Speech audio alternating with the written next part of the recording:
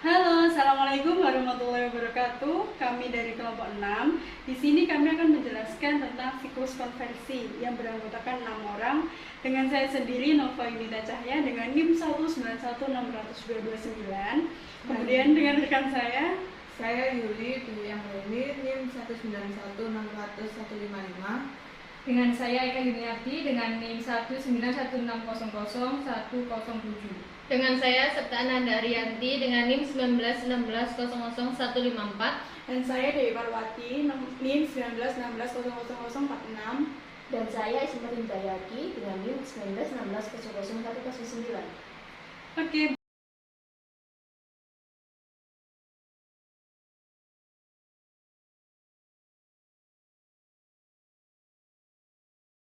Yaitu siklus konversi. Siklus konversi adalah sekelompok kegiatan berulang pada aktivis bisnis dan operasi pemrosesan data yang berhubungan dengan konversian sumber daya input seperti bahan baku, tenaga kerja, dan overhead menjadi barang jadi atau jasa yang dijual.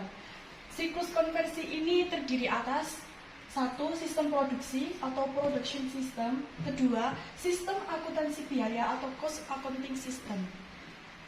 Tujuan siklus konversi meyakini bahwa 1. Bahan baku dan sumber daya yang lain mencukupi proses produksi.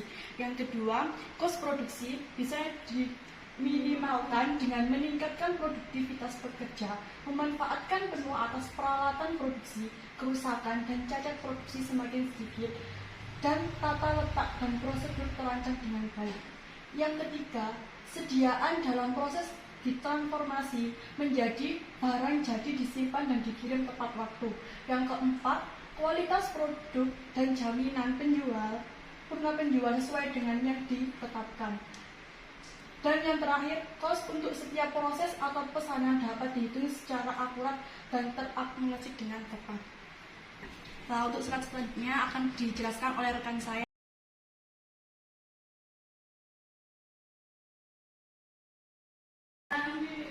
Metode untuk mengkonversi sistem. Nah, yang pertama itu ada 4 metode ya. Yang pertama itu adalah konversi langsung atau direct conversion, yang artinya itu sistem lama dihentikan dan sistem baru mulai dioperasikan. Yang kedua adalah konversi paralel atau parallel conversion. Sistem baru dan sistem lama dioperasikan secara bersamaan selama periode tertentu. Yang ketiga ada konversi bertahap atau phase-in conversion. Di sini tuh penerapan masing-masing modul sistem yang berbeda itu secara urut. Yang keempat adalah konversi pilot atau pilot conversion, di mana itu di sini dilakukan apabila beberapa sistem yang sejenis akan diterapkan di beberapa area yang terpisah. Oke, di sini tuh ada sistem produksi. Sistem produksi itu terdiri dari pemrosesan berkelanjutan, pemrosesan batch, dan juga pemrosesan berdasarkan pesanan. Baik, selanjutnya akan dijelaskan oleh rekan saya Ismail Hidayati.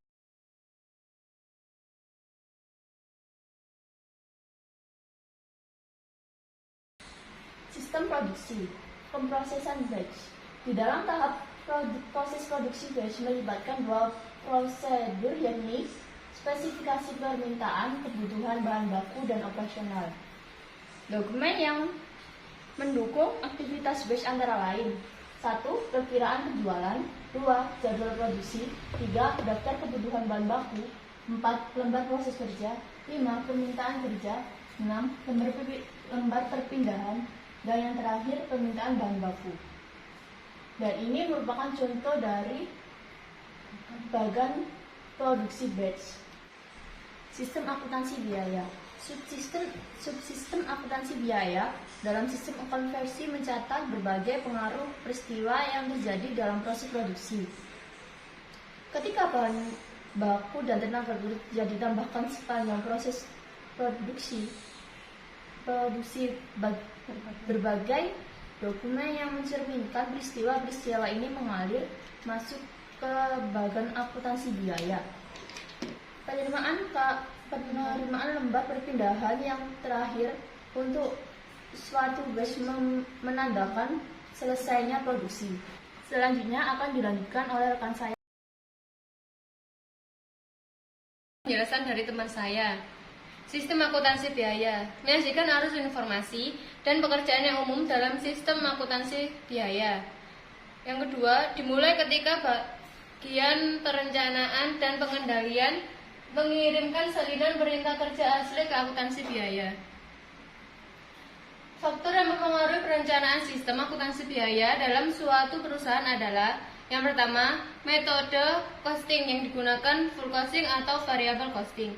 Yang kedua, sistem akuntansi biaya standar atau sistem akuntansi biaya historis. Yang ketiga, proses produksi. Produksi berdasarkan pesanan atau produksi berdasarkan proses.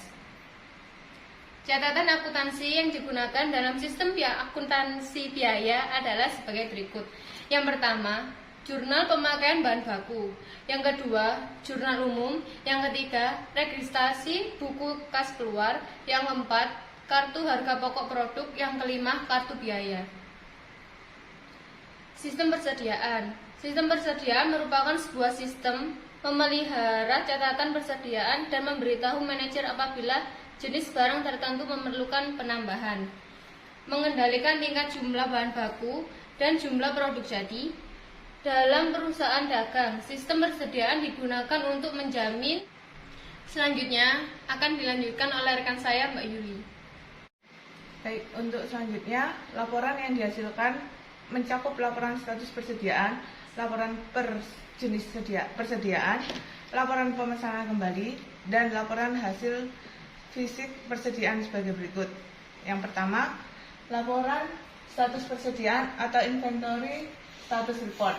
Laporan ini berisi daftar seluruh jenis persediaan, kualitas, dan harga persediaan. Laporan ini memberikan penjelasan tentang persediaan yang digunakan dalam neraca.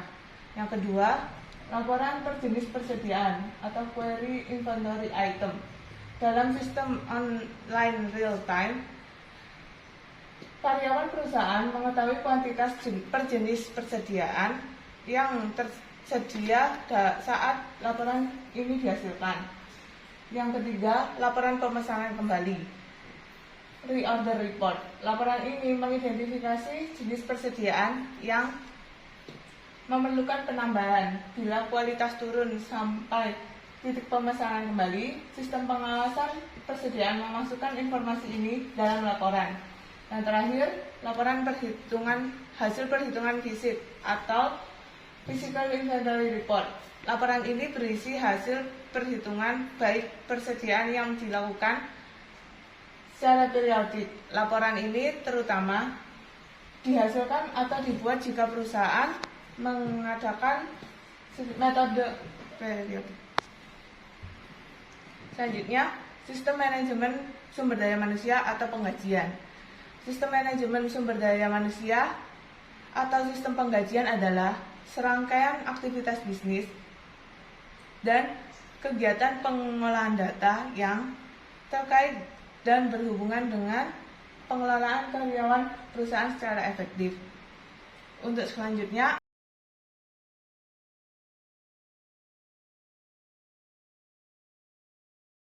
Baik, selanjutnya saya akan melanjutkan tentang kegiatan yang tercakup dalam sistem manajemen sumber daya manusia adalah: yang pertama yakni seleksi calon karyawan dan pengangkatan karyawan baru, dan yang kedua pelatihan atau training karyawan baru, ketiga penempatan atau penugasan karyawan baru, keempat yakni penggajian atau penentuan gaji upah dan intensif lainnya, serta evaluasi kinerja karyawan, dan yang terakhir adalah pemberhentian karyawan. Nah, tujuan manajemen sumber daya manusia menurut Sri Darmayanti yakni ada: yang pertama, tujuan sosial, yakni tujuan sosial dari manajemen sumber daya manusia pada suatu organisasi adalah pertanggungjawaban secara sosial terhadap tantangan tenaga kerja perusahaan. Dan yang kedua, tujuan organisasional, yakni tujuan dari MSDM seluruh dunia adalah tujuan organisasional. Yang dimaksudkan adalah sasaran formal yang dibuat dan disusun dengan baik yang memiliki tingkat efektivitas yang tinggi. Dan yang ketiga adalah tujuan fungsional, yakni bisa disebut dengan fungsional objektif. Berdasarkan tujuan ini, MSDM perusahaan bertujuan untuk mempertahankan kontribusi elemen sumber daya manusia pada setiap bidang perusahaan. Dan yang terakhir yakni tujuan pribadi atau individual. Dengan adanya tujuan pribadi, perusahaan dapat manfaatkan untuk meningkatkan motivasi karyawan untuk memberikan kontribusi yang optimal.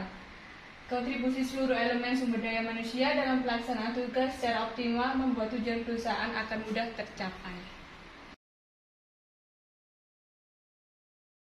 Dari kelompok kami, semoga materi yang kami berikan dapat bermanfaat. Kurang lebihnya kami mohon maaf. Wassalamualaikum warahmatullahi wabarakatuh.